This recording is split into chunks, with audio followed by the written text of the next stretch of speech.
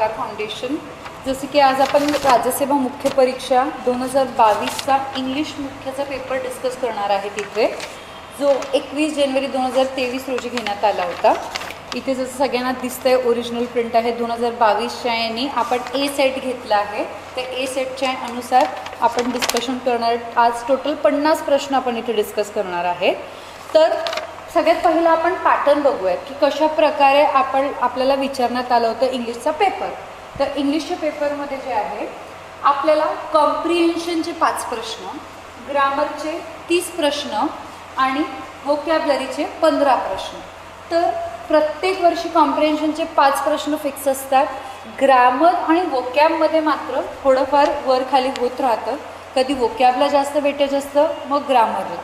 तर दोन्ही समान इम्पॉर्टन्स आहेत. भरपूर वेळा स्टुडंट्स काय करतात की फक्त ग्रामरवर जास्त भर देतात, व्होकॅबवर एवढा भर देत नाही. जसं तुम्हाला माहिती आहे की 50 मार्कांसाठी 40च्या वर जाणं in English it is a tough task.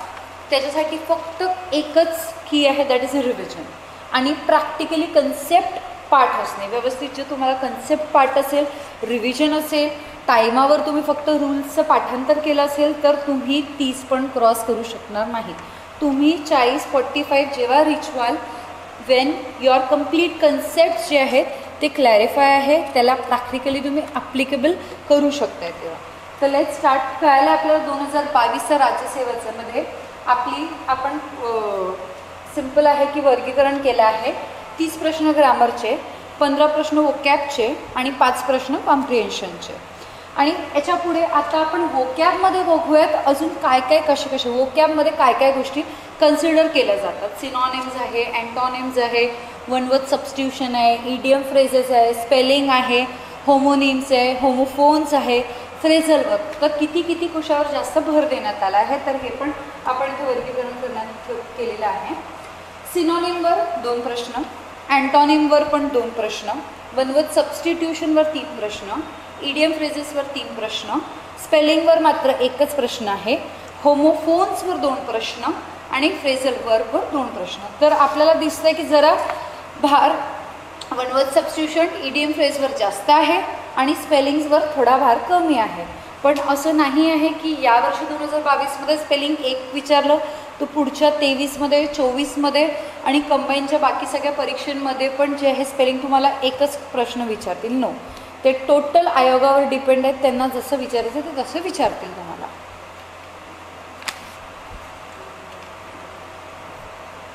आता लेट्स गो. सगळ्यात पहिला 51 नंबरचा जो क्वेश्चन आहे, काय विचारलं आहे तुम्हाला याच्यामध्ये. हा प्रश्न आहे होमोफोन्सचा. काय आहे? होमोफोन्सचा प्रश्न आहे याच्यामध्ये. सिम्पल होमोफोन्स म्हणजे काय? सिमिलर शब्द दिसणारे, सिमिलर त्यांचे स्पेलिंग्स असतात पण त्यांचं जे मीनिंग आहे ते मात्र वेगळं असतं. जसं एक्सपेक्ट, एक्सेप्ट आपल्याला ऐकू एकदम सेम वाटतं पण दोघांचा अर्थ मात्र वेगळा आहे. तर कोल्युजन, कमांड, कमेंट. आता कोलिजनचा अर्थ काय आहे? स्ट्रायकिंग टुगेदर, कोलाईड करणे, जे ट्रेन कोलाईड करते. कोल्युजनचा अर्थ काय आहे की सिक्रेट अग्रीमेंट करणे. सिक्रेट अग्रीमेंट म्हणजे एक आपला.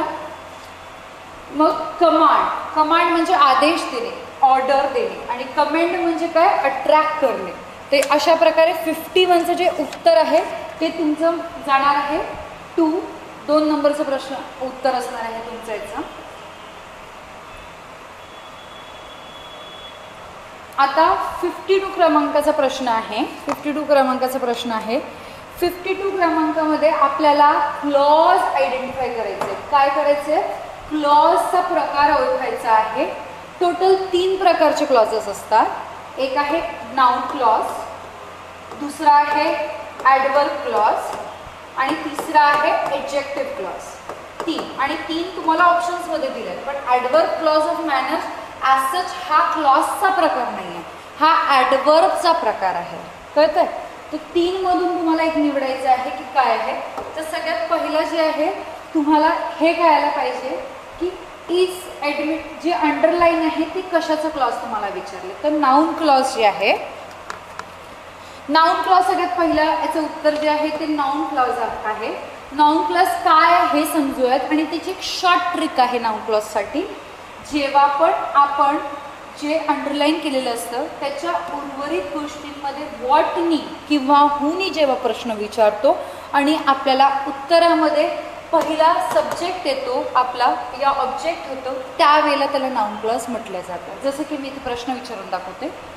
हू इज ॲडमिटेड बाय एव्हरीबडी. प्रश्न कशाने विचारला आहे मी? हुनी विचारला आहे. तर उत्तर माझं काय ऑटोमॅटिक येत आहे? That he is a brave man. म्हणजे डायरेक्टली उत्तर येत आहे. मीन्स इट प्रूफ की याचं उत्तर काय आपलं 52चा तिसरा number, that is a noun clause. काय आहे आपलं? नाउन क्लॉज याचा आन्सर आहे. बट नाउन क्लॉज थोडं डिटेलमध्ये समजूयात. नाउन क्लॉज म्हणजे काय असतं आपलं? नाउन क्लॉज म्हणजे a clause with a subject and verb, जे कशासारखं ॲक्ट करतं, जे फंक्शन करतं नाउनसारखं. ते सब्जेक्ट असतं, वर्ब असतं, पण ते काम कोणाचं करतं? नाउनसारखं करतं. त्याला म्हणतो आपण नाउन क्लॉज. जसं एक एक्झाम्पल बघूया. What ever you wish is my command. आता इथे मी प्रश्न काय विचारते? What is my command. उत्तर काय येत आहे? What ever you wish. तर व्हॉट एव्हर काय झाला? सब्जेक्ट झाला. व्हॉट एव्हर यू काय झाला? सब्जेक्ट झाला. आणि विश काय झालं आपलं? वर्ब झालं. So you wish what ever हे कशासारखं ॲक्ट करत आहे? नाउन सारखं ॲक्ट करत आहे. म्हणून इथे आपला नाउन क्लॉज येतो आहे. कळतं सगळ्यांना? नाव 53 नंबरचा प्रश्न आहे. अँटोनिम विचारला आहे. म्हणजे वोकॅबलरीचा प्रश्न आहे. अँटोनिम. अँटोनिम म्हणजे काय? तुमचे एक असतात समानार्थी शब्द, एक असतात विरुद्धार्थी शब्द. तर इथे विरुद्धार्थी विचारला आहे तुम्हाला. तर सगळ्यात पहिला आपल्याला त्याचे समानार्थी माहिती असायला पाहिजे, कारण आयोग नेक्स्ट टाईम केव्हा पण ह्या चारपैकी सिनॉनिम्स उचलू शकतो, ज्या चारपैकी अँटॉनिम्स उचलू शकतो. म्हणून फक्त आपल्याला ॲबडॉमिनेबलचंच फक्त अर्थ जाणून या त्याचं अँटॉनिम जाणून महत्त्व नाही. बाकी सगळ्यांचे पण तुम्हाला मिनिंग्स कळायला हवेत. जसं नॉसेटिंग. नॉसेटिंग म्हणजे काय? डिस्गस्टिंग. काय आहे? डिस्गस्टिंग. ऑब्नॉक्सियस म्हणजे काय? एक्स्ट्रीमली अनप्लेझंट असणे, एक्स्ट्रीमली अनप्लेझंट असणे. अपेलिंग म्हणजे काय? काहीतरी शॉक बसणे, हॉरिफाईड होणे एकदम. आणि प्लीजिंग म्हणजे काय? दुसऱ्यांना मनवणे, सॅटिस्फाय करणे. तर या केसमध्ये ॲबडॉमिनम म्हणजे काय? की जो कोणाचंच ऐकत नाही, फार जिद्दी व्यक्ती असणारा, त्याच्याच विरुद्धार्थी काय असणार आहे? अँटॉनिम काय असणार आहे? That would be pleasing. काय होणार आहे तुमचं? प्लीजिंग. म्हणून इथे तुमचं उत्तर काय जातं? That is option number 4. 53 प्रश्नासाठी अँटॉनिम विचारला होता. कुठल्या शब्दासाठी? ॲबडॉमिनेबलचं. आणि उत्तर आहे तुमचं प्लीजिंग. 54 क्रमांकाचा प्रश्न आहे की आपल्याला इथे करेक्ट प्रिफिक्स विचारला आहे. सगळ्यात पहिला आपलं लक्ष ना प्रिफिक्सकडे, क्वेश्चन काय विचारलं त्याच्याकडे नजर जायला पाहिजे. काय विचारलं आहे? प्रिफिक्स विचारलं आहे. एक असतं सफिक्स, एक असतो प्रिफिक्स. प्रिफिक्स म्हणजे सर्कमफरन्स, इररिस्पॉन्सिबल. तर इर काय झालं त्याचं? प्रिफिक्स झालं. रिस्पॉन्सिबल काय झालं त्याचं? सफिक्स झालं. तर असे दोन आपले वर्ड्स असतात. तर इथे त्यांनी विचारलं आहे कर्टियससाठी यापैकी कुठलं मिस लागेल की डिस लागेल की अन लागेल की डी लागेल. तर इथे अगदी योग्य उत्तर आहे आपलं uncourteous. He would be uncourteous to ignore her. It is a prefix म्हणून ते काम करते. आणि कर्टियस हे काय आहे? सफिक्स आहे. अशा प्रकारे जे आहे तुमचे प्रिफिक्सेस असतात, भरपूर प्रिफिक्स असतात. जसे की एक्झाम्पल को म्हणतो आपण, coworker, corporation, coexist, cosign. Mono म्हणतो, मोनोटोन, मोनोपॉली, मोनोगॅमी. मग अँटी आपण लावतो प्रिफिक्स म्हणून. Antisocial, antigravity, antifreeze. Dis आपण प्रिफिक्स यूज करतो. Disappear, disagree, distance, dishonest. तर या प्रकारे जे आहे आपलं प्रिफिक्सेस आपण इंग्लिशमध्ये वापरतो. मग नेक्स्ट प्रश्न आहे 55 नंबरचा. परत आपल्याला क्लॉजवर प्रश्न विचारला आहे. कशावर विचारला आहे? क्लॉजवर प्रश्न विचारला गेला आहे आपल्याला. हां, तसा 54 क्रमांकाचा जो क्वेश्चन आहे हा कॅन्सल करण्यात आला होता आयोगाकडून. मग 55 नंबरचा जो क्वेश्चन आहे की की क्लॉज विचारण्यात आला आहे. परत मी तुम्हाला सांगितलं आहे की क्लॉजेसवर आपल्याला भरपूर प्रश्न दिसतील, व्हॉइसवर भरपूर प्रश्न दिसतील, डायरेक्ट नॅरेशन्सवर प्रश्न दिसतील आपल्याला. तर हे टॉपिक्स आपले पक्केच असायला पाहिजे. सब्जेक्टवर एग्रीमेंटवर आपल्याला प्रश्न दिसतील. तर त्यापैकी सगळ्यात इम्पॉर्टंट टॉपिक ग्रामरमधून आहे क्लॉज. हा आपण जस्ट पहिल्या 5 प्रश्नांमधून दुसरा प्रश्न क्लॉजवर बघतोय. तर तुम्हाला इम्पॉर्टन्स कळत असेल की हाऊ इम्पॉर्टंट टॉपिक इज. आता परत आपल्याला क्लॉज आयडेंटिफाय करायचा आहे. Although no goals were scored, it was an exciting game. Identify करा क्लॉज. एक आहे नाउन क्लॉज, दुसरा ॲडजेक्टिव्ह क्लॉज, तिसरा ॲडवर्ब क्लॉज. पहिला जरा 2 मिनटं आपण समजूयात हे क्लॉजेस ॲक्च्युली आहेत काय. ॲडजेक्टिव्ह क्लॉज काय आहे, ॲडवर्ब क्लॉज काय आहे, नाउन क्लॉज काय. सो ॲडजेक्टिव्ह क्लॉज जो आहे तो मॉडिफाय कोणाला करतो, तो प्रोनाऊन नाही तर नाऊनला मॉडिफाय करतो. जसे की tell, what kind, which, one, how many, how much, अशा प्रकारचे तुम्हाला क्लॉजेसची सुरुवात दिसते. एक त्याच्यामधले शब्द दिसतात. सेकंड आहे तुमचा ॲडवर्ब क्लॉज. आता ॲडवर्ब क्लॉज म्हणजे काय, तो मॉडिफाय मात्र कोणाला करतो, तो मॉडिफाय तुमच्या वर्बला करतो. तो मॉडिफाय कोणाला करतो, वर्बला. जसं ॲडजेक्टिव्ह म्हटलं की मॉडिफाय करणार नाउन आणि प्रोनाऊनला, आणि ॲडवर्ब म्हटलं की मॉडिफाय करतो वर्बला, ॲडजेक्टिव्हला आणि स्वतः ॲडवर्बला. त्याच्यातले कुठले कुठले शब्द आहेत ॲडवर्ब क्लॉजचे, tell where, when, how, why, to what, what condition, under what condition, हे सगळे जे आहेत ते ॲडवर्ब क्लॉजचे शब्द आहेत. मग नाउन क्लॉज जे आहे ते स्वतः एकतर सब्जेक्टसारखं ॲक्ट करतं, कधी कधी डायरेक्ट ऑब्जेक्टसारखं, कधी कधी इनडायरेक्ट ऑब्जेक्टसारखं. अशा प्रकारे भिन्न भिन्न प्रकारे जो आहे नाउन क्लॉज. आणि नाउन क्लॉजसाठी मी तुम्हाला एक ट्रिक सांगितली की अंडरलाईन केलेले जे शब्द असतं, अंडरलाईन केलेले जे शब्द असतील, जर त्याला आपण उत्तर हू नाहीतर वॉटनी विचारलं तर कशाने, हू नाही ती वॉटनी विचारलं, आणि जर आपल्याला उत्तर जे अंडरलाईन केलेले शब्द सेंटेन्स आहे ते येत आहे तर बट ऑब्व्हियसली तो काय जाणार, आपला नाउन क्लॉज जाणार. जसं एक example now, it was an excited game. It was an excited game. What it was an excited game. Who it was. बघा योग्य वाटत नाही ऐकायला आणि सेंटेन्स फ्रेमिंगला. तर नाउन क्लॉज नसणार आहे तुमचा. ॲक्च्युली ऑल्दो नो गेम्स वर स्कोर्ड, तर ऑल्दोचा हा शब्द आहे हा ॲडवर्ब ऑफ कॉन्ट्रास्ट आहे. काय आहे, ॲडवर्ब ऑफ कॉन्ट्रास्ट आहे. ॲडजेक्टिव्ह नाही आहे. रिलेटिव्ह क्लॉज असा काही प्रकारच नसतो. म्हणून तुमचं उत्तर काय आहे, it is a adverb clause. उत्तर काय येणार आहे तुमचं, ॲडवर्ब क्लॉज. 56 क्रमांकाचा प्रश्न आहे, द मिसोगायनिस्ट. मिसोगायनिस्टचा अर्थ काय असतो, जो महिलांना हेट करतो, जो प्रत्येक वेळेला महिलांना छळतो, हेट करतो, म्हणजे शिवागाळ हे सगळ्या गोष्टी करतात, त्याला म्हणतो मिसोगायनिस्ट. गायनिस्ट म्हणजे महिला, मिसो म्हणजे हेट, महिलांना हेट करणारा त्याला मिसोगायनिस्ट म्हटलं जातं.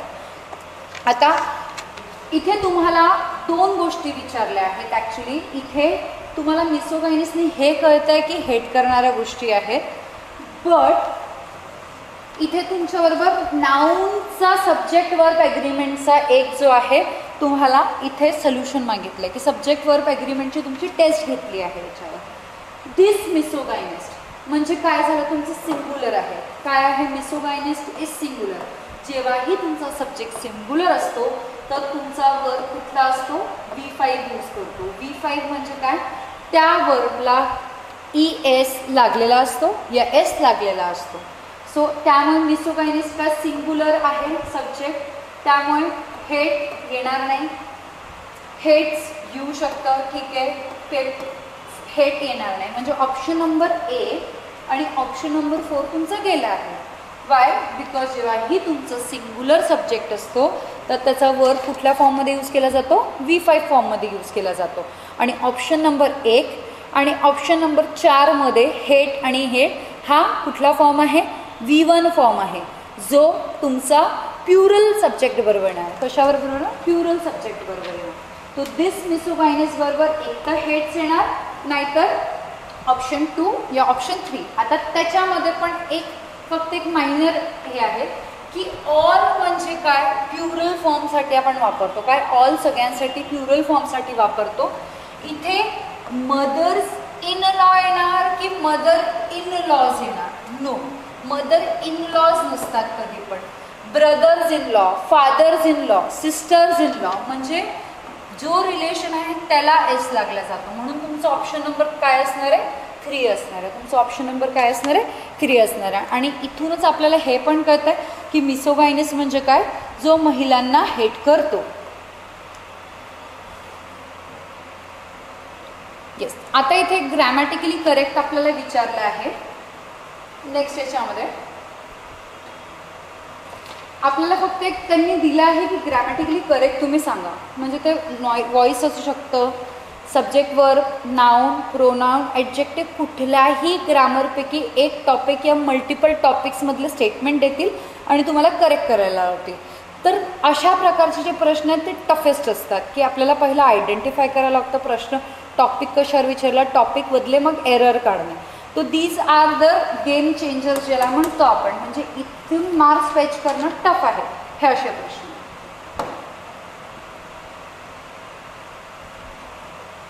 The table's leg is broken.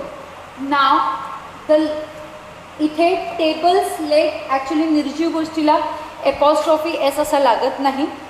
इथे कसं असायला पाहिजे होतं तुमचं, the leg of table is broken. तो पहिला सेंटेन्स तुमचा रॉंग आहे. आपल्याला काय विचारलं आहे की करेक्ट कुठला आहे, ग्रॅमॅटिकली करेक्ट काय आहे. सो आपला ए रॉंग आहे. इथे आता 3 ऑप्शन्स उरतात आपल्याला. त्यापैकी आपल्याला हे दिसतंय बी करेक्ट आहे या सी करेक्ट आहे. ह्याच्यामध्ये आता आपल्याला टसल आहे. तर बी आपल्याला दिसतं 2 जागी करेक्ट आहे, सी 2 जागी करेक्ट दिसतंय. They had a 2 hour talk. आता हा आर्टिकल्सचा क्वेश्चन आहे. काय article? They had a 2 hour. इथे आवर्स असतं तर रॉंग झालं असतं, पण इथे काय लिहिलं आहे, सिंग्युलर आहे. तर अ कशासाठी वापरला आहे? आर साठी वापरला आहे. तर बी स्टेटमेंट राईट आहे तुमचं. मग he was absent for last 2 days. हा स्टेटमेंट जो आहे, जेव्हा आपण फॉर वापरतो तेव्हा बीनचा वापर यायला पाहिजे होता. He was been absent for last 2 days. त्यामुळे इथे सी क्रमांकाचा ऑप्शन जो आहे तो रॉंग आहे. ऑप्शन नंबर ए रॉंग आहे. तर उरतं काय तुमचं ऑनली बी. तो अशा करून 57चा जो आहे B option is your right. They had a 2 hour talks. नाव इथे आपल्याला 3 प्रकारचे सेंटेन्सेस असतात. एक असतात सिम्पल सेंटेन्स, सेकंड असतात कॉम्प्लेक्स सेंटेन्स, थर्ड असतात कंपाऊंड सेंटेन्स. तर हे सेंटेन्सचं ट्रान्सफॉर्मेशन खूप जास्त आपल्याला आयोगात विचारलं जातं.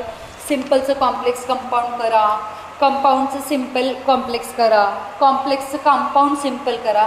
तर अल्टापलटी असं आपल्याला विचारलं जातं सेंटेन्सचं. आणि हे ओळखायचं कसं, याच्यासाठी पण एक शॉर्ट ट्रिक आहे की ज्याच्यामध्ये कंजंक्शन्स नाही आहे, ज्याच्यामध्ये कंजंक्शन्स नाही आहेत ते असतील तुमचे सिम्पल सेंटेन्स. ज्याच्यामध्ये एक सरळ सिम्पल वाक्य आहे, ज्याच्यामध्ये कुठल्याही प्रकारचं कंजंक्शन यूज नाही केलं गेलं आहे, त्याला आपण म्हणतो सिम्पल वाक्य.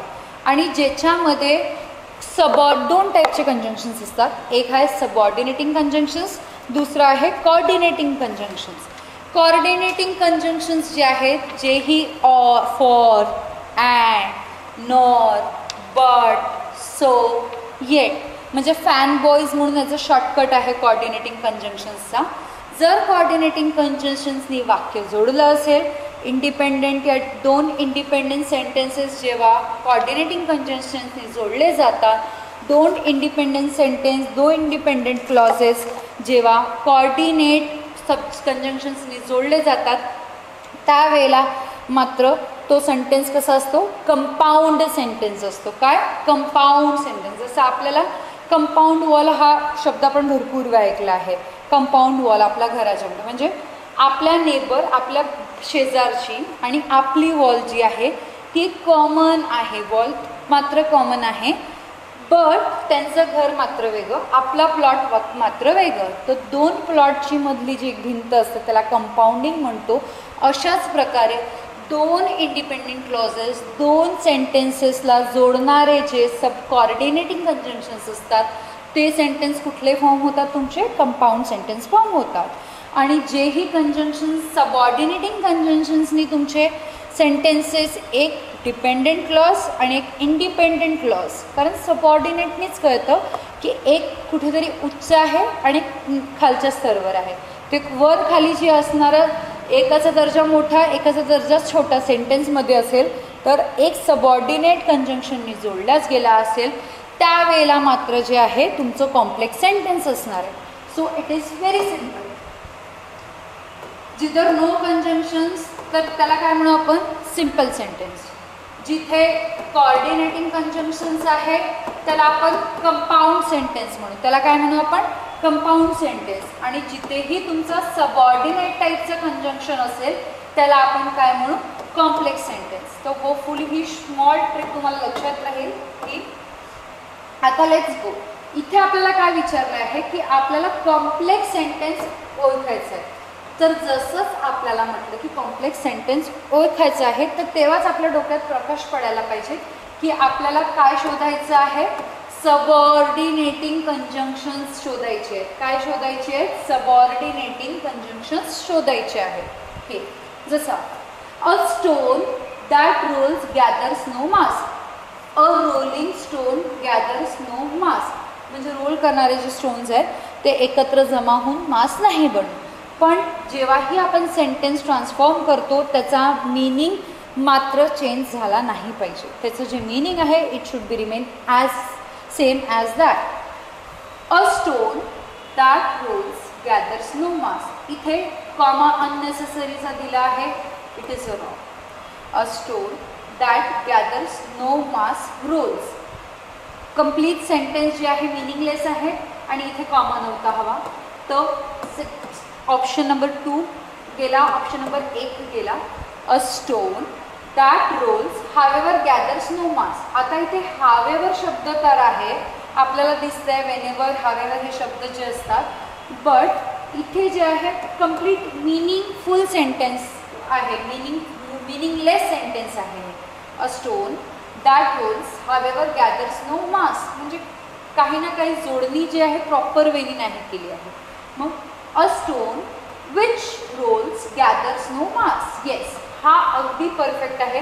जसं तुम्ही बघू शकता while, whether, wherever, where, which, when, until, since, for, than, because, before असे काही तुम्हाला दिसत आहेत. तर कसे सेंटेन्स असणार आहेत तुमचे, it would be a complex sentence. So 58चा आन्सर काय आहे तुमचं, ऑप्शन नंबर 4 आहे. हे मी तुम्हाला सांगण्यात प्रयत्न केला की सिम्पल सेंटेन्स म्हणजे काय, कंपाऊंड सेंटेन्स म्हणजे काय आणि कॉम्प्लेक्स सेंटेन्समध्ये काय. सिम्पल सेंटेन्समध्ये जे आहे एकच सब्जेक्ट एकच फायनाईट वर्ब असणार आहे त्याला म्हटलं जातं simple subject, simple sentence. Simple सेंटेन्समध्ये एकही प्रकारचा कंजंक्शन येणार नाही. कंपाऊंड सेंटेन्स म्हणजे काय, ज्याच्यामध्ये दोन आपले क्लॉजेस असतात. दोन्ही कशा प्रकारचे क्लॉजेस असतात, इंडिपेंडेंट क्लॉजेस असतात.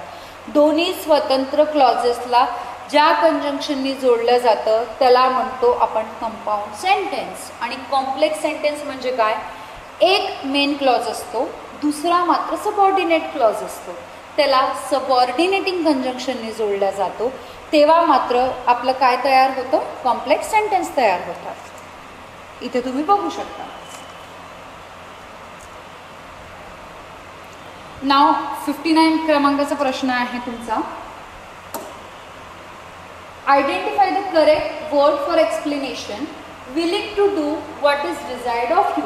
आता हा वोकॅबलरीचा प्रश्न आहे, वन वर्ड सबस्टिट्यूशनचा प्रश्न आहे. हा खूप मोठं काहीतरी सेंटेन्स, खूप मोठे एक फ्रेज दिलेला असतं आणि त्या खूप मोठ्या फ्रेज सेंटेन्सचं फक्त एकाच शब्दाने, जेव्हा आपण एकाच शब्दाने त्याला अर्थ त्याचा कळतो, त्याला वन वर्ड सबस्टिट्यूशन म्हणतो.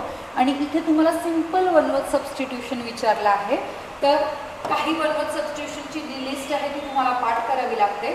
तर willing to do what is desired of you म्हणजे जे आपल्याला करायचं आहे तर ते काय आहे, त्याचं उत्तर काय असणार आहे तुमचं 4. कंप्लेसेंट आणि कंपेशंट हा टोटल अशा प्रकारचे इंग्लिशमध्ये काही शब्दच नाही आहे. So option number 4 is your right answer for 59 question. आता तुम्हाला विचारलं आहे कंप्लीट करा सेंटेन्स मिनिंगफुली. आता तुम्हाला 4 ऑप्शन्स दिसत आहे इथे की passed off, passed on, passed away, passed over, right. तर पास्ड ऑन, पास्ड अवे हे काय फ्रेझल वर्ब्स आहेत. काय आहे हे तुमचे फ्रेझल वर्ब्स आहेत. फ्रेझल वर्ब्स तुम्हाला थोडेफार जे आयोगाने विचारलेले आहेत आतापर्यंत ते PYQsमधले सगळे फ्रेझल वर्ब्स एकसोबत काढा आणि त्यांचे फक्त आन्सर्स तुम्ही लिहून ठेवा.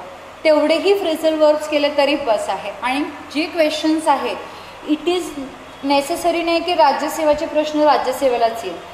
ग्रुप सी, ग्रुप बी, स्टेनो जेवढेही परीक्षांमध्ये MPSC इंग्लिश विचारते प्रत्येक क्वेश्चनचा तुम्ही अभ्यास करायलाच पाहिजे आणि 3 वेळा त्याची रिव्हिजन करायलाच पाहिजे. म्हणजे केव्हा कुठे कुठला प्रश्न रिपीट होईल त्याची थीम रिपीट होईल, you can not tell that. So passed up म्हणजे काय, नॉट टेक द ॲडव्हान्टेज ना घेणे. पास्ड आउट होणे म्हणजे काय, बिकम अनकॉन्शियस. पास बाय म्हणजे टू गो द पास्ट, जाऊ देणे. पास्ट ऑफ म्हणजे काय, हॅपन होणे. पास्ट अवे म्हणजे काय, डेथ होणे. पास ओव्हरचा अर्थ काय, इग्नोर करणे. पास ऑन म्हणजे काय, मेन म्हणजे आपण पास ऑन गेम खेळतो बघा, जो उशीचा पास ऑनचा गेम खेळतो म्हणजे काय, मी एक्सेप्ट नाही करत आहे इन्व्हिटेशन. आणि पास राऊंडचा म्हणजे काय, गिफ्ट टू पीपल प्रेझेंट है ना हे. सो अशा प्रकारे जे आहे तुमचं 60 नंबरचा जो क्वेश्चन आहे, the rally passed off peacefully. Passed ऑफचा अर्थ काय होतं की ती रॅली जी आहे अशा प्रकारे पास्ड ऑफ झाली पाहिजे म्हणजे हॅपन झाली पाहिजे. कशा प्रकारे करण्यात आली पाहिजे ती रॅली, पीसफुली करण्यात आली पाहिजे. तर उत्तर काय येईल तुमचं इथे, that is passed off option number 1. On, away, ओव्हरचा तुम्हाला अर्थ कळायला आहे. याला फ्रेझल वर्ब म्हटलं जातं. नाव परत 3ऱ्या क्रमांकाचा क्लॉजेसचा प्रश्न आहे. तर दिसतंय तुम्हाला पहिल्या 11 प्रश्नांमध्ये तुम्हाला 3 प्रश्न क्लॉजेस रिफ्लेक्ट होत आहे. तर क्लॉजेस टॉपिक किती इम्पॉर्टंट आहे. इथे विचारलं आहे he asked me how I grow my carrot. इथे आपल्याला क्लॉजेस ओळखायचं आहे. इथे तुम्हाला एवढं कळतं आहे की हाऊ, इथे काय, how I grow my carrot. तर इथे ॲक्च्युली कोणाला मॉडिफाय करताय हे तुम्ही, नाऊनला मॉडिफाय करताय. कोणाला मॉडिफाय करताय, नाऊन आणि प्रोनाऊनला मॉडिफाय करताय. म्हणून तुमचं उत्तर काय असणार आहे इथे, एडजेक्टिव्ह क्लॉज असणार आहे. रिलेटिव्ह क्लॉज असला काही प्रकार नाही आहे. नाऊन क्लॉजसाठी जो आहे how can I grow, how त्याच्यामध्ये येणार नाही. आणि उत्तरामध्ये जेव्हा आपण विचारतो what, how can I grow, तर असलं काही फिट बसत नाही. ॲडवर्ब क्लॉज आहे तर तुमचं उत्तर येणार नाही. बिकॉज हाऊ जो आहे हा कोणासाठी प्रश्न विचारला आहे, मीसाठी प्रश्न विचारला आहे. म्हणून मी जो आहे तो प्रोनाऊन आहे. सो इन दिस वे तुमचं उत्तर 61चं जे आहे दॅट इज युअर एडजेक्टिव्ह क्लॉज. जसं मी तुम्हाला मगाशी सांगितलं की एडजेक्टिव्ह क्लॉज काय कोणाचं काम करतं, फंक्शन्स काय ॲडवर्ब क्लॉजचं. आणि असं नाही आहे, भरपूर वेळा कन्सेप्ट पण विचारले जातात की कोण काय काय काम करतं. बिकॉज आयोगाचं काही पॅटर्न्स आम्ही बघितले आहेत मागच्या वर्षी की ते बघतात, त्यांनी विचारलेले आहेत की त्यांच्या कन्सेप्टची मिनिंग जसं मराठीमध्ये विचारलं जातात की कन्सेप्ट डायरेक्टली ते लोक ग्रामरचे, तर इंग्लिशमध्ये पण इन नेक्स्ट इयर्समध्ये असं होऊ शकतं. Identify the type of clause. परत आता काय विचारलं आहे, क्लॉज विचारला आहे. पण हा जो प्रश्न आहे तो कशा अंतर्गत जाणार आहे, तुमचा ॲडवर्ब अंतर्गत जाणार आहे. कशा अंतर्गत जाणार आहे, ॲडवर्ब अंतर्गत So we climbed up a tree in order that we could have clear view of procession. So adverb clause of time, result, reason, purpose. तर यापैकी आपल्याला शोधायचं आहे. इन ऑर्डर दॅट हा पर्पजसाठी यूज केला जातो, म्हणून तुमचे याचं उत्तर काय असणार आहे? Adverb clause of purpose. आता आपण पुढे बघूयात वेगळे वेगळे adverb clause. Adverb clause of कंडिशनमध्ये काय तुमचे येतात की even if, only if, unless if, in case ह्या सगळ्या गोष्टी असतात. ॲडवर्ब क्लॉज ऑफ प्लेस म्हणजे काय आहे? जेव्हा तुम्हाला एनिवेअर, वेअर, एव्हरीवेअर, वेरेवर हे दिसतात. ॲडवर्ब क्लॉज ऑफ रिझनमध्ये तुम्हाला as, because, now, where, since अशा सगळ्या गोष्टी दिसतात. ॲडवर्ब क्लॉज ऑफ टाईममध्ये since, once, by the time, before, as soon as दिसतो. आणि कॉन्ट्रास्टमध्ये म्हणजे वेगळे जे शब्द आहेत ते वेगळे जागेसाठी आपण एनिवेअर, वेअर वापरतो. टाईमसाठी सिन्स, टिल, अंटिल वापरतो. रिझनसाठी बिकॉज, सिन्स वापरतो. तर अशा प्रकारचे जेव्हा आपल्याला शब्द आढळतात आपल्या सेंटेन्समध्ये तर तो त्या प्रकारचा ॲडवर्ब होतो. यावेळेला आपल्याला शब्द कुठला दिसतो आहे? In order that. In order that कशासाठी वापरला जातो? ना टाईमसाठी, ना रिझल्ट, ना रिझन. तो कशासाठी वापरला जातो? पर्पजसाठी वापरला जातो. म्हणून ऑप्शन नंबर 4 आपला राईट होईल 64, 62 क्रमांकाच्या प्रश्नांसाठी. कळतं सगळ्यांना?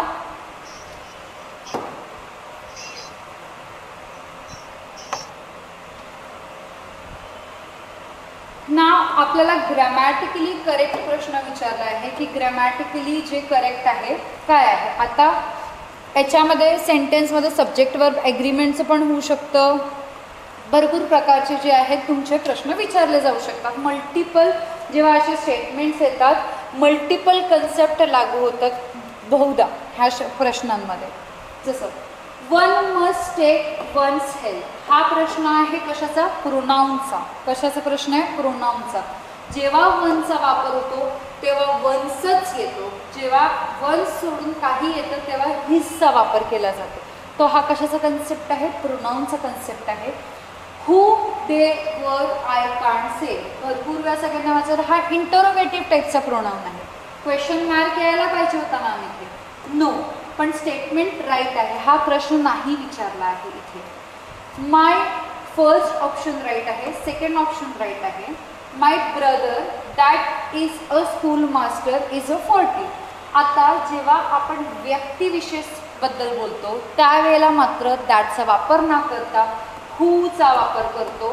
माय brother who is a school master is 40. तर ऑप्शन नंबर 3 आपलं चुकतं आहे.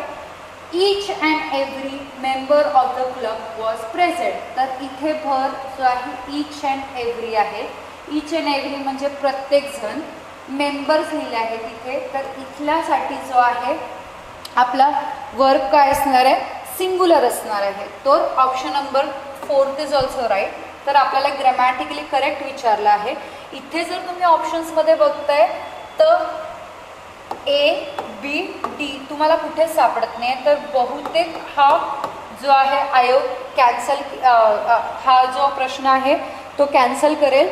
नाही तर मग अशा वेळेला जो बेस्ट ऑप्शन सुटेबल आहे की ए आणि बी तर करेक्ट आहेच at least. So A, B is a correct. अशा प्रकारे आपण टिक करून यायचं. हे वेगळे प्रकारचे प्रोनाउन्स आहेत तुमचे की पर्सनल प्रोनाउन, पोजेस, टोटल 9 प्रकारचे प्रोनाउन्स आहेत इंग्लिशमध्ये. Demonstrative pronoun, indefinite pronoun, possessive pronoun, personal pronoun, relative pronoun, distributive pronoun, possessive आणि रेसिप्रोकल. तर तुम्ही बघितलेलं आहे की वेगळे जे आहेत डिस्ट्रीब्युटिव्हमध्ये ईच ऑनर होतं. रेसिप्रोकलमध्ये वनचा वापर केला जातो. तर वेगळ्या टाईप्सचे जे आहेत प्रोनाउन्स आहेत तुम्हाला. आता तुम्हाला 64 नंबरचा प्रश्न विचारला आहे की ही fears of being in public place where there many peoples are other. परत हा काय आहे? वन वर्ड सबस्टिट्यूशन आहे. One word substitutions for phobia. भरपूर प्रकारचे फोबियाज आपल्याला पाठांतर करावं लागतात. की ॲग्रोफोबिया म्हणजे काय? अगोराफोबिया म्हणजे तुम्हाला एकटे राहण्याची या फिअर, खूप क्राऊडमध्ये राहण्याची जी एक भीती असते, पब्लिक प्लेसेसमध्ये खूप लोकांमध्ये जे गोंधळून जातो व्यक्ती, त्याला भीती वाटते, तर त्याला काय म्हटलं जातं? अगोराफोबिक म्हटला जातो. क्लॉस्ट्रोफोबिक म्हणजे काय? एका दमट जागेत या खूप छोट्याशा जागेत त्याला खूप जास्त भीती वाटणे, त्याला म्हणतो क्लॉस्ट्रोफोबिक. हायड्रोफोबिक म्हणजे काय? पाण्याची भीती वाटणे, त्याला म्हणतो हायड्रोफोबिक. आणि इसेंट्रिक म्हणजे काय? काहीतरी विचित्र त्याची हॅबिट असते, काहीतरी विचित्र त्याचं वागणूक असतं, त्याला म्हणतो आपण इसेंट्रिक. तर 64 नंबरचा जो प्रश्न आहे तिथे तुमचं उत्तर काय जाणार आहे? अगोराफोबिक. का? कशाची भीती आहे? Public places. पब्लिक प्लेसेसमध्ये भरपूर लोक, व्यक्ती जे आहेत ते उपस्थित असतात.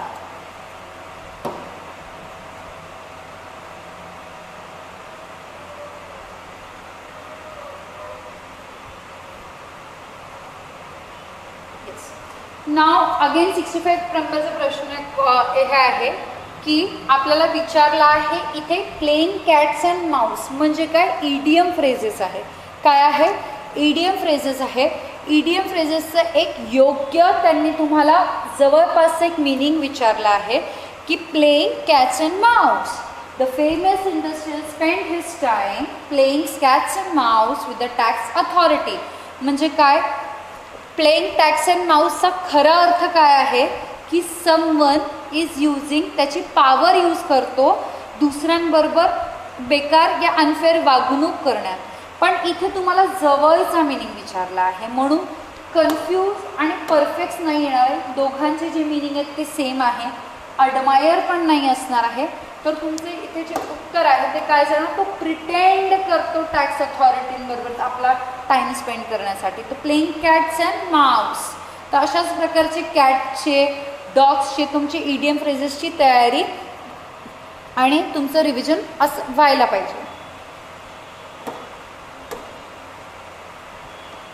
परत ग्रॅमॅटिकली करेक्ट आपल्याला प्रश्न विचारला आहे की हा प्रश्न आता आपल्याला ओळखायचं आहे. ग्रॅमॅटिकली जे हे 4 शब्द दिले आहेत, सेंटेन्सेस दिले आहेत, तर 4ही सेंटेन्सेस कुठल्या टॉपिकचे आहेत? तर हे 4ही जे सेंटेन्सेस आहेत ते तुमचे एडजेक्टिव्ह टॉपिकचे आहेत. कशाचे? एडजेक्टिव्ह टॉपिक्सचे आहेत. Gopal is senior to you by 2 years. My income is lesser than yours. This scarf is elder than that. तर ही सिनियर टू यू अगदी करेक्ट आहे. सिनियर, ज्युनियर, त्यानंतर टूच येतो. My income is lesser than you, हे लेसर नाही, हे काय येणार? Less than yours. इथे काय असणार आहे? लेस दॅन युअर्स असणार. This scarf is elder than that. Elder नंतर कधीच दॅनचा वापर केला जात नाही. तिथे काय असायला पाहिजे? Older. This scarf is older than that. Many a time I remember you. Time हा सिंगुलर आहे. मेनी हा कशा टाईपचा ॲडजेक्टिव्ह आहे? सिंगुलर टाईपचा ॲडजेक्टिव्ह आहे. म्हणून option number B is wrong. Option number C wrong आहे. ए आणि डी फक्त राईट आहे. तर तुमचं ऑप्शन नंबर 3 याचं उत्तर जाणार प्रश्न क्रमांक 66 साठी. ॲडजेक्टिव्ह टॉपिकमधलं हे वेगळे तुम्हाला ॲडजेक्टिव्हचे टोटल 9 ते 8 प्रकार आहेत. त्यातले वेगळे तुम्हाला सेंटेन्सेस देऊन विचारलं आहे. अगेन आता इथे मात्र थोडीशी 2022 हेरफेर केली आहे. आता तुम्हाला इडियम फ्रेज दिला आहे ऑप्शन्समध्ये आणि त्याचं मीनिंग कुठे लिहिलेलं आहे? त्याचं मीनिंग लिहिलं आहे क्वेश्चनमध्ये. Do not pick up quarrel otherwise you will have to accept humiliation. म्हणजे काय?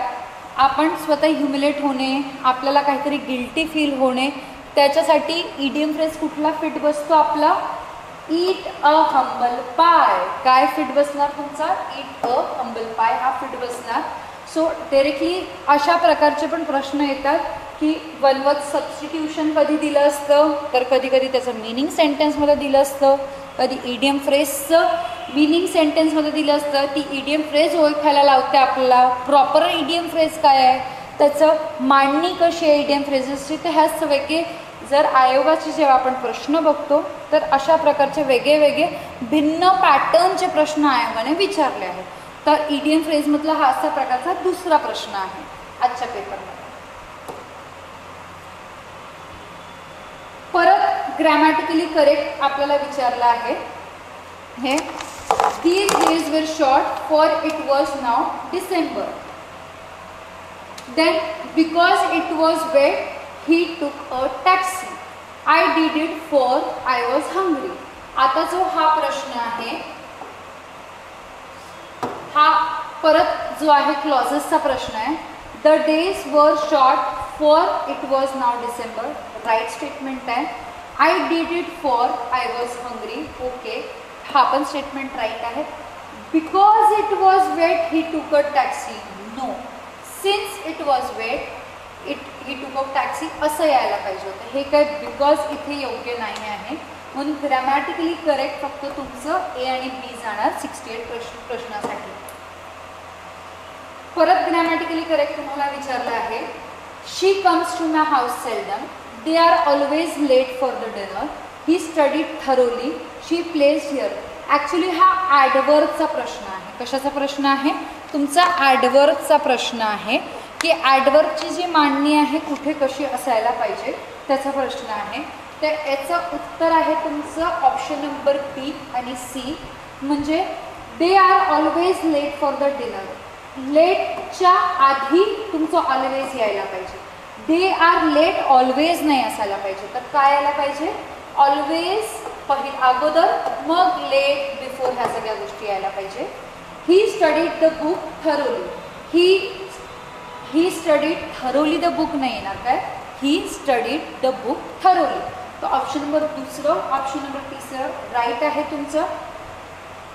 शी seldom comes to my house असायला पाहिजे. इथे सेल्डम शेवटी देऊन हे चुकीचं आहे. She place here the book. She place the book here इथे यायला पाहिजे होता. ॲडवर्ब शेवटी यायला पाहिजे होता. म्हणून ऑप्शन नंबर डी चुकीचा आहे. अशा प्रकारे 69चं option number 2 is right. Now passive voice विचारला गेला आहे आपल्याला. पॅसिव्ह व्हॉइस विचारला आहे. She comes to my house seldom.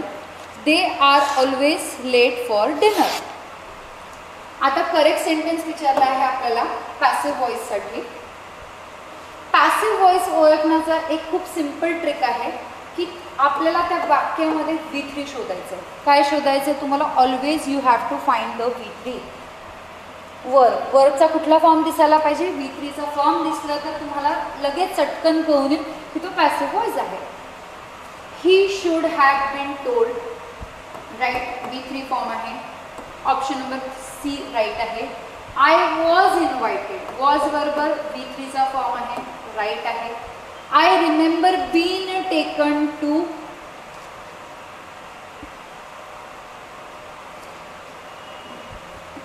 Bin taken to zoo. Been बरोबर V3चा फॉर्म टेकचा केला आहे टेकन.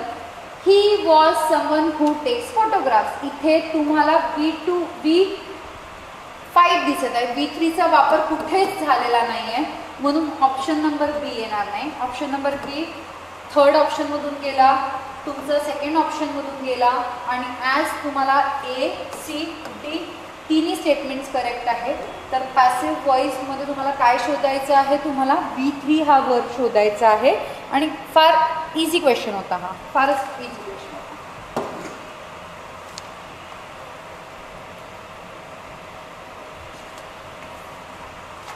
अशा प्रकारची तुमची पॅसिव्ह व्हॉइसची मांडणी असते भरपूरदा की सब्जेक्ट वर्ब प्लस टू बीचे फॉर्म आणि पास्ट पार्टिसिपल्स. पास्ट पार्टिसिपल्स म्हणजे काय? V3चा फॉर्म असायला पाहिजे.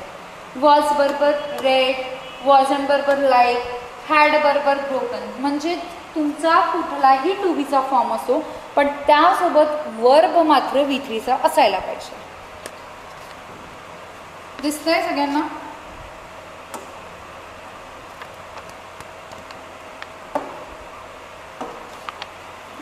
नाव 71 क्रमांकाचा जो प्रश्न आहे तो अगेन ॲडवर्ब आणि ॲडजेक्टिव्हचा मिक्सचर आहे.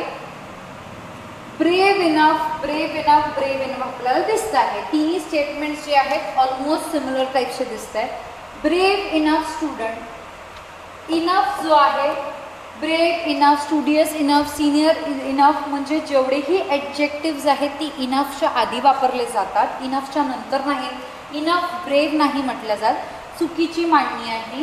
ब्रेवच्या इनफच्या आधीच तुमचं कुठल्या ना कुठलं ॲडजेक्टिव्ह यायला पाहिजे. Little enough, brave enough, strong enough, ह्या अशा प्रकारचे. आता स्टुडंट हा कशा टाईपचा आहे, सिंग्युलर टाईपचा सब्जेक्ट आहे, तर त्याचा वर्ब कशा प्रकारचा यायला पाहिजे तुमचा. स्टुडंट जे आहे ते प्युरल सब्जेक्ट आहे, तर तुमचं वर्ब जो आहे ते V1 फॉर्म यायला पाहिजे. आणि अ ब्रेव इनफ स्टुडंट कशा टाईपचा सब्जेक्ट आहे, सिंग्युलर टाईपचा सब्जेक्ट असल्यामुळे तुमचं जे वर्ब आहे ते V5 असायला पाहिजे. तर इथे तुमचे दोन कन्सेप्ट विचारले आहेत. ॲडजेक्टिव्हचा पण एक कन्सेप्ट आहे आणि सब्जेक्ट वर्ब ॲग्रीमेंटचा पण कन्सेप्ट आहे. दोन कन्सेप्टला मिक्सचर करून हा प्रश्न विचारला आहे. आणि student brave enough to attempt the course deserves to pass, हा अगदी मिनिंगफुल फालतू जो स्टेटमेंट क्रिएट केला आहे काहीतरी, तर option number A and B is your right. 71 साठी ऑप्शन नंबर 2 राईट आहे.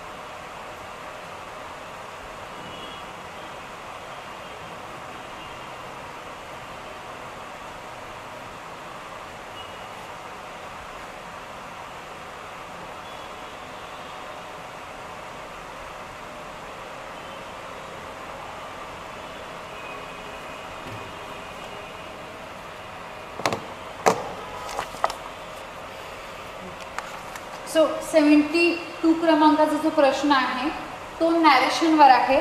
तुम्हाला डायरेक्ट स्पीच, इनडायरेक्ट स्पीच असे दोन विचारले जातात.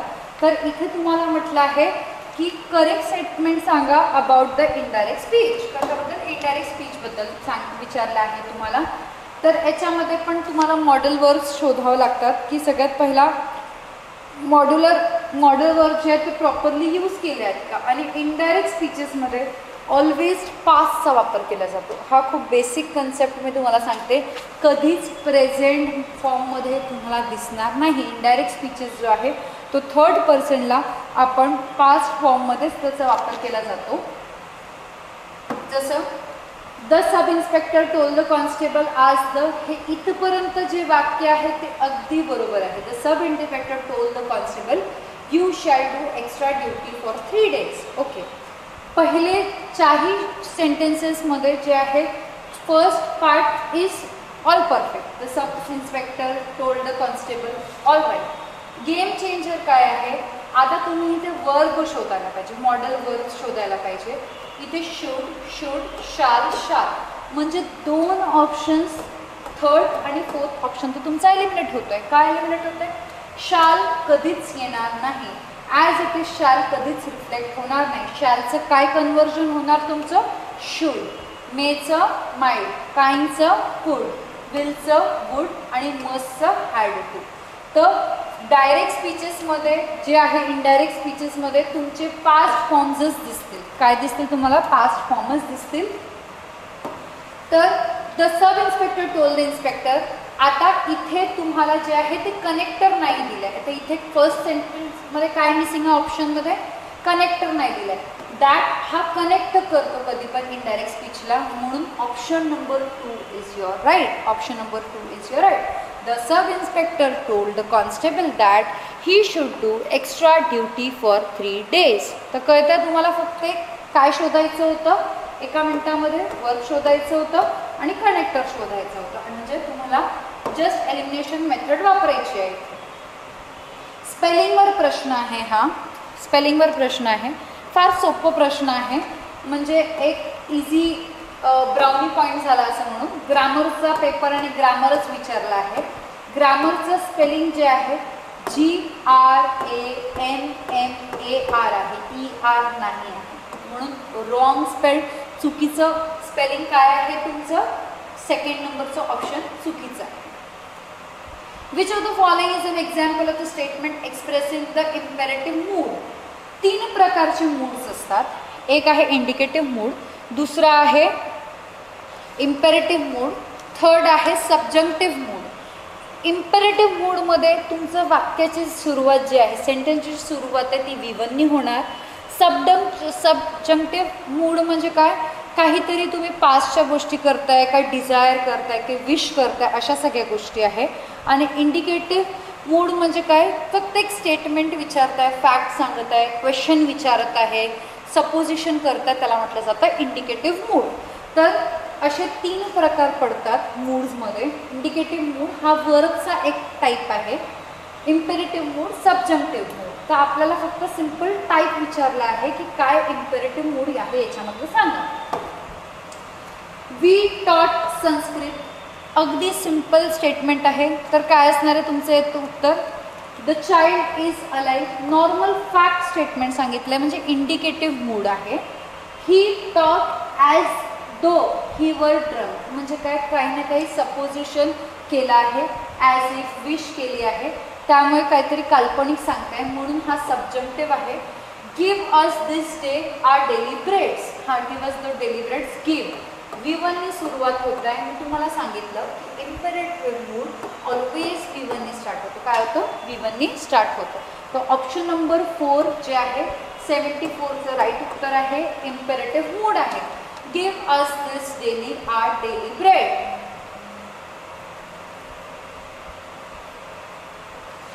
आता परत करेक्ट स्टेटमेंट विचारलं आहे.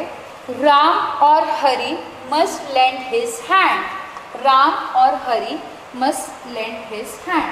तर आता he and myself none but the brave deserves, म्हणजे हा जो आहे सब्जेक्ट आणि वर्ब ॲग्रीमेंट्सचे वेगवेगळे रूल्सवर प्रश्न आहे.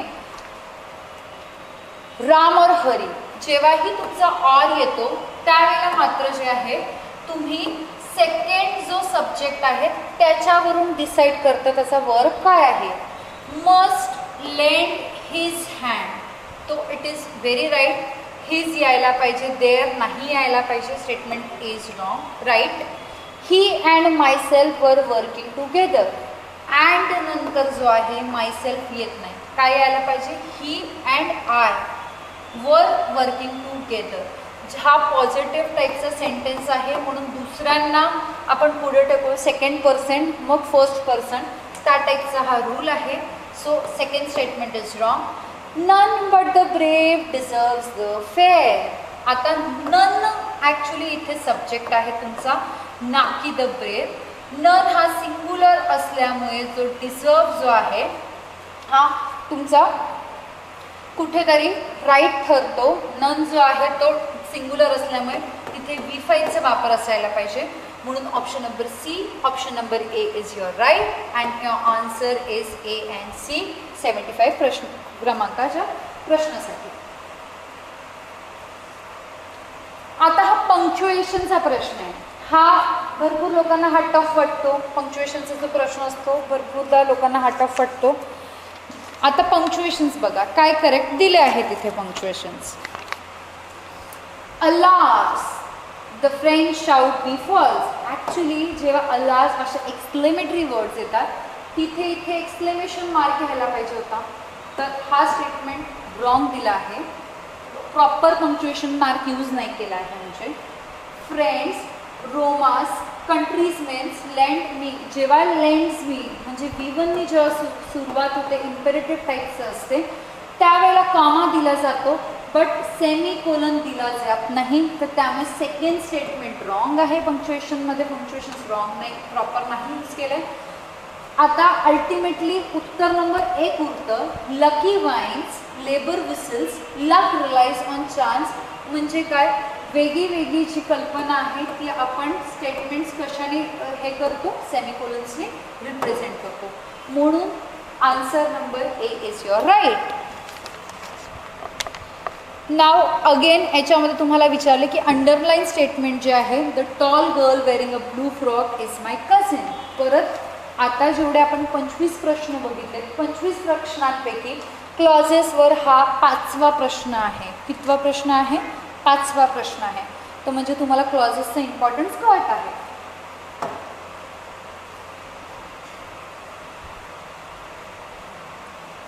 The tall girl wearing a blue frock is my cousin. Noun है, अ क्लॉज आहे की नाउन फ्रेज आहे की काय आहे? The tall girl wearing a blue frock is my cousin. Who is wearing my cousin, what is my cousin, हा क्लॉजचा प्रश्न नाही आहे, हा फ्रेजचा प्रश्न आहे. हा नाउनचा प्रकारचा फ्रेज आहे. कसा आहे? नाउन प्रकारचा फ्रेज आहे. सिंपल सेंटेन्स नाही आहे तुमचा. 78 प्रश्न, choose the word having similar meaning. म्हणजे 3 ऑप्शन्स दिलेत तुम्हाला, त्यांचे मिनिंग माहिती असायला पाहिजे. जर त्यांचे मिनिंग एक दुसऱ्यांशी जुळत असतील तर दे आर सेम लाईनमध्ये आहे. तर मशनरी, विलफुल, विनल ह्या तिघांचा पण जो अर्थ आहे तो सेम आहे. म्हणून इथे ऑप्शन नंबर जे तुमचं ऑल ऑफ द अबाउट जाणार. विनल, मशिनरी, विलफुल तिघांचाही मिनिंग एक जाता एक दुसऱ्याच्या समानार्थी आहे. 78चं ऑप्शन नंबर 4 जाणार. करेक्ट सेंटेन्स विचारलाय. Give me them book, they who go by train must leave now, the story that I read was good. आता तुम्हाला करेक्ट सेंटेन्स कुठले ते शोधायचं आहे. गिव्ह मी देम बुक काय यायला पाहिजे होतं? इथे देअर बुक यायला पाहिजे होतं. तर ऑप्शन नंबर 1 चुकत आहे. They who go by train must leave now. तो it is a right statement. It is a they who go by train must leave now. So correct उत्तर विचारले आपल्याला. So it is wrong. Actually जेव्हा A आणि बी दोन्ही wrong होत आहे तर उत्तर तुमचं ऑटोमॅटिकली तुम्हाला शोधायची पण गरज नाही आहे की ते राईट काय आहे का नाही आहे. The story that I read was good. It is a right answer. Grammatically तुम्हाला करेक्ट विचारलं आहे कन्सेप्ट हे. परत तुम्हाला कॉम्प्लेक्स सेंटेन्स म्हणजे ट्रान्सफॉर्मेशन ऑफ सेंटेन्सेसमध्ये हा दुसरा प्रश्न आहे. कॉम्प्लेक्स सेंटेन्स, त्याच्या आधी पण कॉम्प्लेक्स सेंटेन्सवर प्रश्न होता विचारला तुम्हाला. कॉम्प्लेक्सचं सिम्पल करा. इथे आता सिलेक्ट करा म्हटलं आहे. कॉम्प्लेक्स सेंटेन्स म्हणजे दिलेला प्रश्न काय आहे? दिलेला प्रश्न तुम्हाला सिंपल आहे आणि उत्तर कशात शोधायला लावलं आहे? कॉम्प्लेक्समध्ये शोधायला लावलं. जेव्हाही कॉम्प्लेक्स सेंटेन्स म्हणतो तर आपल्याला कुठला कंजंक्शन लक्षात यायला पाहिजे? आपल्याला जो आहे तो कॉर्डिनेटिंग यायला पाहिजे की सबऑर्डिनेटिंग? सबऑर्डिनेटिंग कंजंक्शन हे लक्षात यायला पाहिजे. जेव्हाही टू आणि टू वापरला जातो त्याला रिप्लेस सो दॅट आणि नॉटनी केला जातो. The problem was so difficult that it कुड नॉट बी सॉल्व. तर इथे बीइंग, हॅविंग हे 2 सिंपल सेंटेन्स आहे. वॉज व्हेरी डिफिकल्ट अँड हा जो आहे कंपाऊंड सेंटेन्स आहे, अँडनी जोडला आहे. बट सो आणि दॅट आहे जो कॉम्प्लेक्स टाईपचा प्रश्न आहे. म्हणजे ऑप्शन नंबर 3, 4 सिंपल सेंटेन्स आहे.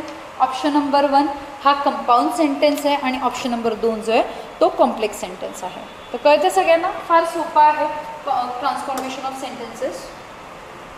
Choose the correct space to complete the sentences. He waited outside the operation theatre. He waited outside the operation theatre. In a great anxiety, at a great anxiety. आता हा तुमचा प्रेपोजिशनचा प्रश्न आहे. कशाचा? प्रेपोजिशनचा with phrase दिला आहे. तर ऑपरेशन थिएटर बरोबर इन अ ग्रेट एन्झायटी योग्य उत्तर आहे याचं. अप्रोप्रिएट जातं प्रेपोजिशन त्याचा तुमचं. आता परत तुम्हाला मिनिंग्स विचारले आहेत. तुम्हाला काहीतरी अपोजिट मिनिंग्स म्हणजे अँटॉनिम्स विचारले आहेत. त्याच्यासाठी तुम्हाला त्याचे सिनॉनिम्स माहिती हव्याला असायला पाहिजे. मग तुम्ही त्याचे अँटॉनिम्स करू शकता. सगळ्यात पहिलं आपण त्याचे मिनिंग बघूयात. ॲब्सर्ड, कॉशियस, हॅरास, सेक्रेट म्हणजे काय?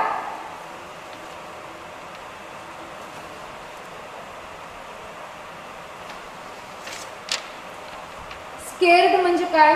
स्क्रेड म्हणजे भीती वाटणे.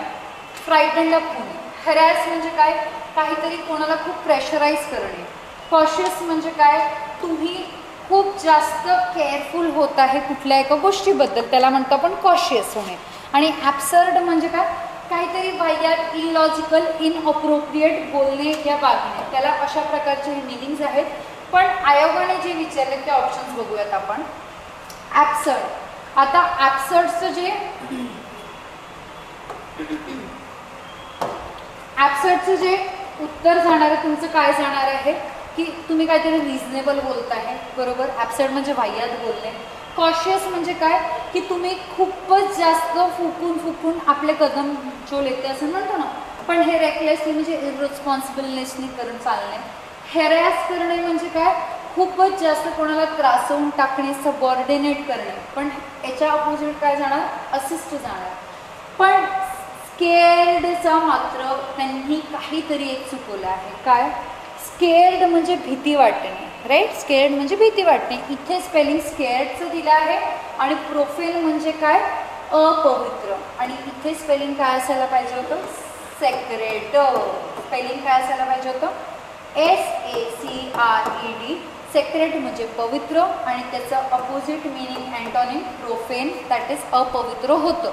तर अशा यांनी हा आयोगनी तर याचं उत्तर क्वेश्चन कॅन्सल करायला पाहिजे होतं, पण पहिले 3 याचे जोडत आहे म्हणून ऑप्शन नंबर 4 आपलं इथे योग्य आहे. Choose the correct phrase to complete the sentence. He put all the books besides. जेव्हा हा आता कशाचा प्रश्न आहे, हा तुमचा प्रोनाऊनचा प्रश्न आहे. हा तुमचा प्रोनाऊनचा प्रश्न आहे.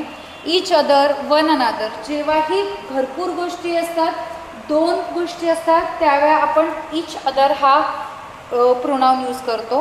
पण जेव्हा रेसिप्रोकल प्रोनाऊन याला म्हटलं जातं, he put all the books. All म्हणजे भरपूर बुक्सबद्दल बोलतो आहे, तर तुमचं इच येणार नाही. इथे इचचा ऑप्शन कट होतो.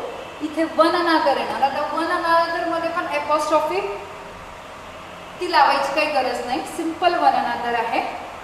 तो ऑप्शन नंबर 3 प्रोनाऊनचा टाईप आहे. हा रेसिप्रोकल प्रोनाऊन तुम्हाला विचारला गेला आहे. Very easy question. Identify the correct statements. Now परत आता हा आर्टिकलवर प्रश्न, प्रेपोजिशनवर प्रश्न आहे हा तुमचा. He lives in Bapunagar in एन्नावा. जेव्हाही आपण काही एका मोठ्या जाग्यातून एक छोटे जाग्याबद्दल उल्लेख करतो, स्पेसिफिक ॲड्रेस देतो, त्यावेळेला मात्र इनचा वापर न करता आपण ॲटचा वापर करतो. म्हणून स्टेटमेंट नंबर पहिला रॉंग आहे. ही रिच्ड मुंबई येस्टरडे. अगदी बरोबर आहे. रिच येस्टरडे बरोबर V2चा फॉर्म यूज केला आहे. शी लिव्स इन अ कॉटेज. बरोबर आहे, मोठं कॉटेज आहे म्हणून इन अगदी बरोबर प्रपोजिशन आहे. I will be 60 in next August. जेव्हाही आपण नेक्स्ट, लेट अशा सगळ्या गोष्टी लिहितो तर नेक्स्ट बरोबर इन म्हणायची काही गरज नाही. एकतर तुम्ही म्हणू शकता I will be 60 in August या I will be 60 next August. In आणि नेक्स्ट ह्या दोघांची पेअर अगदी अयोग्य आहे. म्हणून option number D wrong, option number A is wrong. उत्तर तुमचं येतं बी आणि सी. नाव मॉडल ऑक्झिलरी विचारला आहे तुम्हाला की कुड जे आहे मॉडल ऑक्झिलरी. वन कुड walk miles in jungle without seeing even a wild rabbit. आता तुम्हाला इथे सिंपल त्याचं हे विचारलं आहे की काय एक्सप्रेस मॉडल ऑक्झिलरीजची मिनिंग माहिती असायला पाहिजे. तर काय काय आहे, तर कुडचे विचारलं आहे. तो मॉडल ऑक्झिलरी कुड हा रिक्वेस्ट म्हणून पण काम करतो, तुम्हाला एबिलिटी म्हणून पण काम करतो, सजेशन म्हणून पण काम करतो, पॉसिबिलिटी पण दाखवतो आणि परमिशन घेण्यासाठी पण मात्र काम करतो. म्हणून इथे आपल्याला मागच्या आपल्या ऑप्शनमधून काय दिसतं आहे की कुड काय दाखवतं, इथे आपल्याला एक्सप्रेस पॉसिबिलिटी करता. काय दाखवतं तुम्हाला, पॉसिबिलिटी दाखवत आहे की अशा प्रकारची पॉसिबिलिटी होऊ शकते म्हणून कुडची. करेक्ट सिनॉनिम्स विचारला आहे. एक्सप्लिसिटचा डायरेक्ट तुम्हाला अर्थ विचारला आहे की एक्सप्लिसिट म्हणजे काय, क्लिअरली डायरेक्टली बोलणे. तर क्लिअर हा तुमचा उत्तर येणार आहे. क्लिअर डायरेक्टली बोलणे. एक्सप्लिसिटली डायरेक्ट मेन्शन करणे हे. 87 नंबरचा प्रश्न आहे की कंप्लीट सेंटेन्स तुम्ही सांगा. Again it is a phrasal verb. Oxford has a new edition. Brought up येणार. ब्रॉट अप म्हणजे काहीतरी आपली अपब्रिंगिंग आणणे. ब्रॉट अबाउट म्हणजे to cause something to happen. Brought in म्हणजे आणि ब्रॉट आउट. आता ऑक्सफर्ड जे आहे त्यांनी ब्रॉट इन आणलं आहे की अप आणलं आहे हे तुम्हाला लक्षात घ्यायचं आहे. सो जे आहे ब्रॉट आउट असणार आहे तुमचं काय काहीतरी ब्रॉट आउट त्यांनी काढली आहे. ऑक्सफर्डनी काहीतरी न्यू एडिशन काढली आहे. एडिशन अबाउट ब्रॉट आउट उत्तर येणार आहे तुमचं याचं. अशा प्रकारचे नवीन ब्रिंगचे आणि ब्रॉडचे जे आहे फ्रेझल वर्ब्स आहे वेगळे वेगळे त्याचे मिनिंग्स आहेत. Off, up, along, out, down, about, फॉरचे. करेक्ट प्रिफिक्स विचारला आहे. आता इथे एक समजून घ्या. सर्कमफरन्स दिला आहे. सर्कम काय आहे तुमचा गोल म्हणजे हे काय झालं तुमचं प्रिफिक्स झालं आणि फेरेन्स म्हणजे काय झालं तुमचं सफिक्स झालं. सफिक्स म्हणजे नंतरचं आणि प्रिफिक्स म्हणजे आधीचं. विचारलं काय तुम्हाला प्रिफिक्स विचारलं आहे. तर सर्कम सर काही मिनिंग नाही आहे. फ्रेंड्स काय आहे हा सफिक्स आहे आणि प्रिफिक्स काय आहे तुमचं सर्कम आहे. म्हणून उत्तर नंबर दुसरं जाणार 88 नंबरच्या प्रश्नाला. Now let's move towards the 89 नंबरचा जो प्रश्न आहे. Strong dislike between two persons. आता डायरेक्टली चारही अवर्जन्स, अँटीपथी, अपथी, डिस्पाईट ह्या सगळ्या गोष्टी दिल्या आहेत तुम्हाला. ह्या की डिस्पाईट म्हणजे काय, ॲपॅथी काय, अँटीपॅथी काय, अवर्जन्स काय. तर चौघांची तुम्हाला मिनिंग अगोदर माहिती असायला पाहिजे. So strong dislike between two person म्हणजे काय होतं अँटीपॅथी असणे. म्हणजे काय अँटीपॅथी काहीतरी खूप मनात त्याच्याबद्दलची भावना, द्वेषची भावना आहे एकदम एक दुसऱ्याप्रती. एव्हर्जन्स म्हणजे फक्त स्ट्रॉंग डिसलाईक असणे, फक्त स्ट्रॉंग डिसलाईक असणे. ॲपॅथीचा अर्थ काय असतो की खूप त्याला इंटरेस्टच नाही कशामध्ये, लॅक ऑफ इंटरेस्ट आहे. आणि डिस्पाईट म्हणजे काय त्याला काही फरक पडत नाही. इवन डिस्पाईटचा सिनॉनिम काय इनस्पाईट ऑफ पण म्हटलं जातं. तर अशा प्रकारे स्ट्रॉंग डिसलाईक बिटवीन टू पर्सन्सला अँटीपॅथीचं आहे. तर तुमचं उत्तर आहे. अगेन आता तुम्हाला विचारलं आहे की नियरेस्ट मिनिंग सांगा, सिनॉनिम सांगा. ॲफ्युलंटचं काय आहे, काय ॲफ्युलंटचं काय आहे की ॲफ्युलंटचा अर्थ काय असतो. ॲफ्युलंटचा अर्थ एक आता तुम्हाला मिझरी, वेल्दी, स्पेंट, फ्रुगल हे माहिती असायला पाहिजे. फ्रुगल म्हणजे कोण एकदम कंजूस, जो खूपच पैसे कंजूसपणाने वापरतो. मिझरी म्हणजे पण काय कंजूस व्यक्ती. स्पेंडथ्रिफ्ट म्हणजे काय उधळपट्टी करणारा व्यक्ती, काय उधळपट्टी करणारा व्यक्ती. आणि वेल्दी म्हणजे काय ॲफ्युलंट, ज्याच्याजवळ भरपूर पैसा माल संपत्ती आहे त्याला ॲफ्युलंट म्हटलं जातं. चौघांची मिनिंग इथे लिहिलेले आहेत आपण. कारण आता आज ॲफ्युलंट विचारलं आहे पण पुढच्या वेळेस स्पेंडथ्रिफ्ट विचारू शकतात, फ्रुगल विचारू शकतात, मिझरली विचारू शकतात. म्हणून आपल्या चौघांचीही तयारी करून ठेवलेली असलेली योग्य आहे.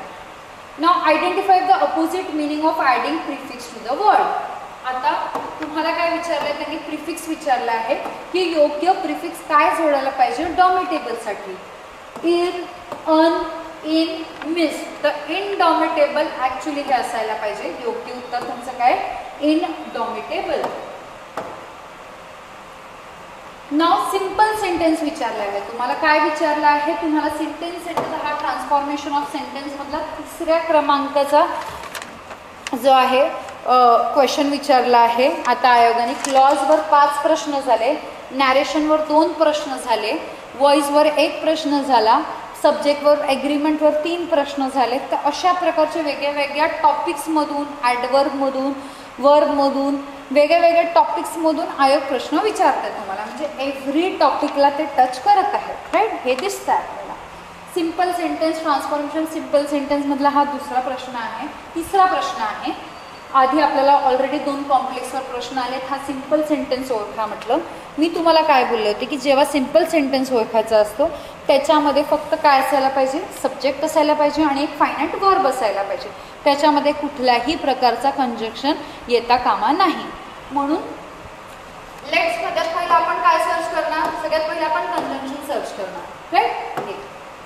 दॅट कंजंक्शन ऑप्शन नंबर 1 गेला, विच ऑप्शन नंबर गेला, और ऑप्शन नंबर गेला. आता तुमचं जर ऑप्शन काय होतं फक्त having no money he had to barter. So 92चे जे आहे उत्तर क्रमांक 2 आहे. तर बघितलं किती चटकन विदिन अ सेकंड्स उत्तर येतं जर तुम्हाला कन्सेप्ट पाठ असेल की म्हणजे ॲक्च्युली सिम्पल सेंटेन्स कशाला म्हटलं जातात. फक्त मी काय शोधलं कंजंक्शन्स शोधले, मी सेंटेन्स पण वाचले नाही, काय जस्ट कंजंक्शन्स शोधले की जर कॉम्प्लेक्स आणि सेंटेन्समधलं सबऑर्डिनेट आणि कॉर्डिनेटिंग कंजंक्शन्स असतील तर तो सिम्पल सेंटेन्स कधीच असू शकत नाही. सो ऑप्शन नंबर 2 आहे तुमचं 92चं उत्तर. Having no money he had to barter. Identify the underlined tense form in the given example. The train will have left by the time you reach the station. Okay. So, simple future, past future, future perfect, present future. आता तुम्हाला हे कळत आहे will आहे याच्यासाठी तुम्हाला सगळे perfect टेन्सची माहिती असायला पाहिजे काय काय असतं. हॅड बरोबर विक्रीचा फॉर्म आला तर त्याला पास्ट परफेक्ट म्हटलं जातं. प्रेझेंट परफेक्ट म्हणजे हॅज आणि हॅव बरोबर विक्रीचा फॉर्म येणार आणि फ्युचर परफेक्ट म्हणजे विल हॅव बरोबर विक्रीचा फॉर्म येणार. तर कळतं हॅज आणि हॅव बरोबर विक्री आलं तर प्रेझेंट परफेक्ट, हॅड बरोबर विक्री आलं तर पास्ट परफेक्ट आणि विल हॅव बरोबर तुमचं विक्रीचा फॉर्म आला तर तेव्हा मात्र काय होतं तुमचं it is a future perfect.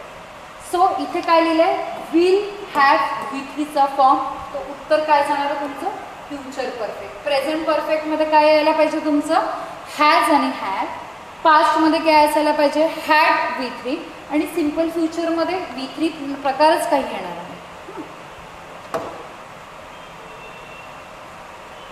Now again नॅरेशनवर प्रश्न इनडायरेक्ट. तिसरा प्रश्न नॅरेशनवर हा when shall I know the result of the test question mark she asked. Correct indirect narration त्यांनी विचारलं आहेत आपल्याला. आता सगळ्यात पहिला आपल्याला काय शोधायचं आहे मी तुम्हाला सांगितलं आहे टेन्सेस शोधायचे. कधी पण नॅरेशन्समध्ये जे आहेत ते टेन्सेस शोधायचे आपण.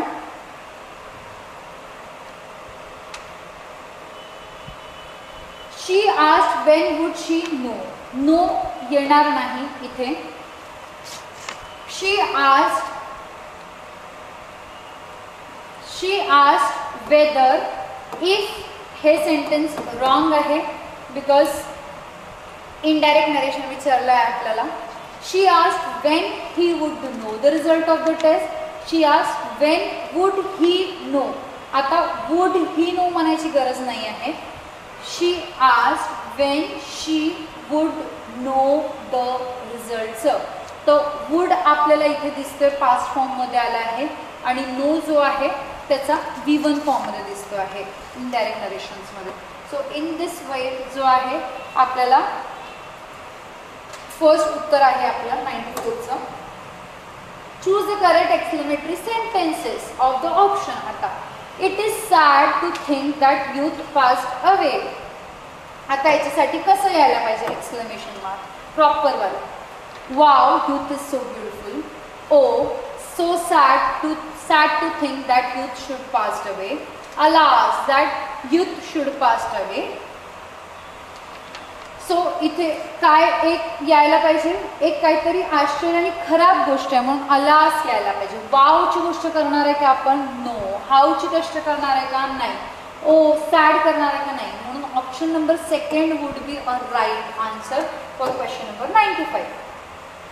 आता इथून मात्र तुमचं जे आहे 95 ते 100व प्रश्न जे आहेत ते 5 प्रश्न कॉम्प्रिहेन्शनचे सांगितले. आतापर्यंत आपण ग्रामरचे 30 प्रश्नांचे कंप्लीट सोल्युशन्स बघितले, वोकॅबचे सोल्युशन्स बघितले पहिले. आता 5 जे प्रश्न आहेत ते कॉम्प्रिहेन्शन्स आणि अगदी सोपे असतात, 5 मिनिटात होतात आणि very easy marks giving questions आहेत हे.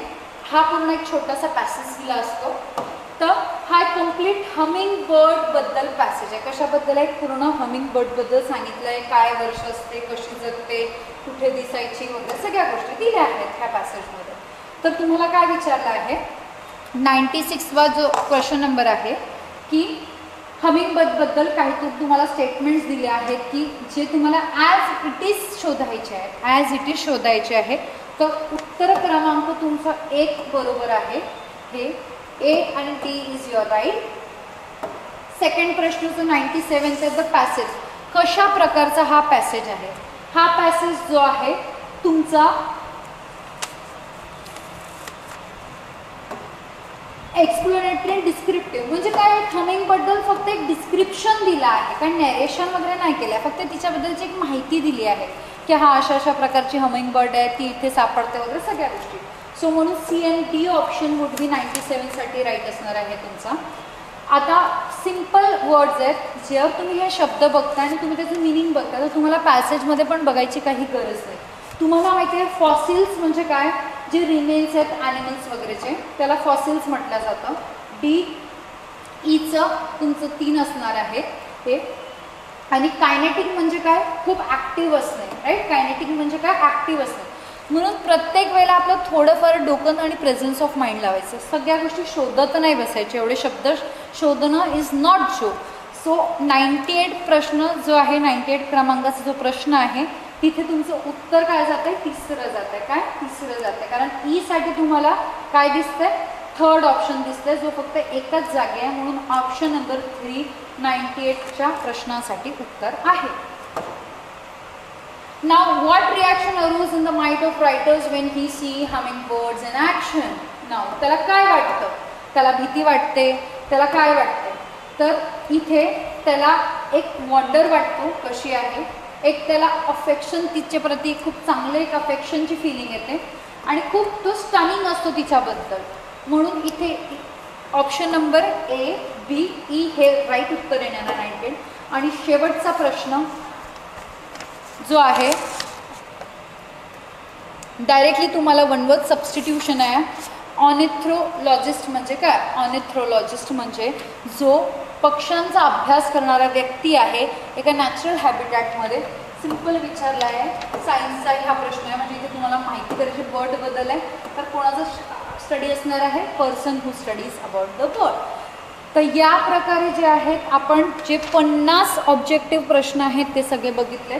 50 पैकी इंग्लिशमध्ये 40 क्रॉस करणं इज नॉट अ जोक. सोपं केव्हा आहे, जेव्हा तुम्ही रिव्हिजन कराल, जेव्हा तुमची कन्सेप्ट प्रॉपर माहिती असेल, तुम्हाला टॉपिक्स अगदी व्यवस्थित तुम्ही PYQचं रिव्हिजन केलं असेल, त्यावेळेला 45 ते 40मध्ये मार्क भेटणं सोपे गोष्ट आहे. बिकॉज मराठी ग्रामर एवढं, इंग्लिश ग्रामर एवढं सोपं नव्हे. तर कळतं. So thank you. होपफुली तुम्हाला कळायला असेल. So thank you so much.